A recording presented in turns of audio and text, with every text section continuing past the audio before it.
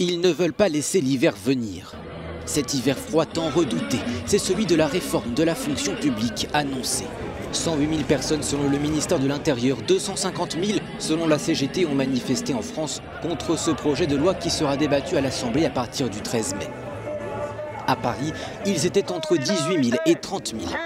Censé moderniser le statut de fonctionnaire, ce texte facilite notamment le recours aux contractuels et prévoit la suppression de 120 000 postes d'ici à 2022.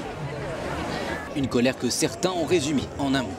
Si on devait résumer en un mot la revendication de notre organisation syndicale, c'est la reconnaissance. Aujourd'hui, il n'y a plus de reconnaissance. Fait rare pour être souligné, les organisations syndicales étaient réunies au grand complet pour dénoncer cette réforme et rappeler leurs exigences. Retirer le projet et rediscuter sur le développement des services publics parce qu'évidemment il faut l'améliorer. Mais il faut l'améliorer en réouvrant un certain nombre d'hôpitaux, d'écoles, en réembauchant des fonctionnaires à statut. Voilà, c'est ça qu'il faut.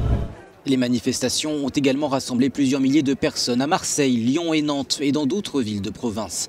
Des cheminots mais aussi des retraités se trouvaient aux côtés d'enseignants, de soignants ou encore de fonctionnaires territoriaux. Mais ces derniers étaient moins nombreux que lors de la manifestation du 22 mai, il y a un an. Le ministère de l'Éducation nationale a recensé 17% de grévistes dans le primaire et près de 12% dans le secondaire. Ils étaient en revanche 4% à faire la grève dans les établissements hospitaliers, là aussi 2 fois moins qu'en mai dernier.